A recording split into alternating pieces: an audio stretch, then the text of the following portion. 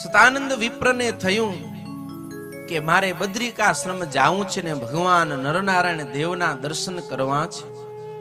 એવા સમયમાં જ એક તીર્થવાસીનો સંઘ બદ્રિકાશ્રમ જવા માટે તત્પર થયો છે। એ સંઘની સાથે પોતે જોડાયા છે અને પહોંચ્યા છે બદ્રિકાશ્રમ। બદ્રીનારાયણ જ્યાં કને ભગવાન અર્ચા સ્વરૂપે વિરાજમાન છે એ ભગવાન નરનારાયણ દેવના દર્શન કર્યા અને ભગવાન નરનારાયણ દેવની સમીપે જ નિવાસ કર્યો છે। તીર્થવાસી સંઘ જ્યારે પાછો વળ્યો ત્યારે સતાનંદ વિપ્રને કહ્યું કે ચાલો, તો એમણે ના પાડી કે બસ હવે તું આ ભગવાનના સાનિધ્યમાં અહીં જ રહીશ। સતાનંદ વિપ્ર ભગવાન નરનારાયણ દેવની સમીપે નિવાસ કરીને રહે છે।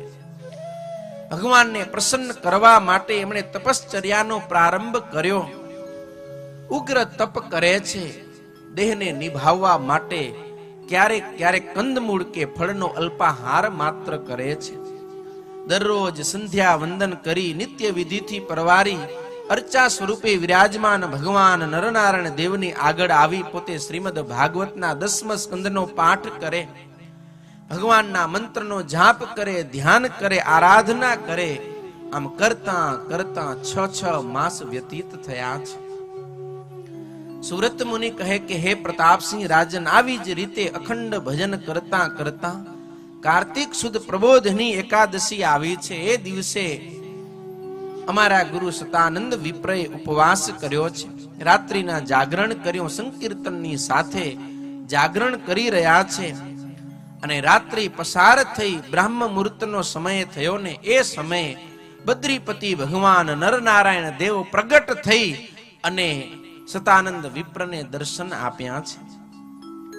અચાનક જ પોતાની સમક્ષ નરનારાયણ દેવને પ્રગટ ઉભેલા જોઈ સતાનંદ વિપ્ર અતિશય વિસ્મય પામ્યા, પ્રસન્ન થઈ અને ભગવાન નરનારાયણ દેવના ચરણોમાં સાષ્ટાંગ દંડવત પ્રણામ કરવા લાગ્યા। એ સતાનંદ વિપ્રને ભગવાનનું દર્શન થતા અતિશય આનંદ થયો, આખું એ શરીર રોમાંચિત થયું, એની વાણી ગદગદ થઈ, બે હાથ જોડી ભગવાન નરનારાયણ દેવની સ્તુતિ પ્રાર્થના કરવા લાગ્યા છે।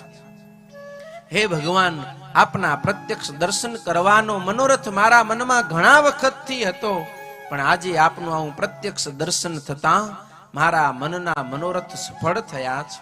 પ્રભુ, મારા પર એવો અનુગ્રહ કરો કે આવું ને આવું તમારું પ્રત્યક્ષ દર્શન મને કાયમ થતું રહે। સતાનંદ વિપ્રે અદ્ભુત સ્તુતિ કરી। એ સ્તુતિને સાંભળી ભગવાન નરનારાયણ દેવ ખૂબ પ્રસન્ન થયા અને વરદાન માંગવા કહ્યું છે અને એ સમયે સતાનંદ વિપ્રે બે હાથ જોડી ભગવાનની પાસે માંગણી કરી છે। યદિ પ્રસન્નોસી વિભો વરો દેયશ્ચ મે તદા રક્ષ મામ સ્વાંતિકે નિત્યમ દેહિ સેવામ તવાત્મનઃ દેહિ સેવામ ત્વમાત્મનઃ। સતાનંદ વિપ્રએ બે હાથ જોડીને કીધું કે હે પ્રભુ, આપ જો મારા પર પ્રસન્ન થયા હો અને રાજી થઈને મને વરદાન દેવા ઈચ્છતા હો ને, તો મને એવું વરદાન આપો કે મને કાયમને માટે તમારી સમીપે નિવાસ આપો, મને તમારી સેવા કરવાનો લાભ આપો અને હું તમારી સમીપે રહી અને તમારું કીર્તન કરી, તમારા નામનો જાપ કરી, તમારી સેવા કરી, મારી વાણી અને મારા જીવનને સફળ કર। આવી અદ્ભુત માંગણી કરી છે ને આપણે પણ આ શીખવા જેવું છે કે ભગવાન જ્યારે પણ આપણને માંગવાનું કહે, આવા મોટા સંતો કદાચ આપણી સેવાથી રાજી થઈ અને માંગવાનું કહે ને ત્યારે શું માંગવું જોઈએ। ક્યારેય પણ લોભમાં આવીને આ લોકના તુચ્છ પંચ વિષયના સુખને ઈચ્છવાની એ ના માંગવા।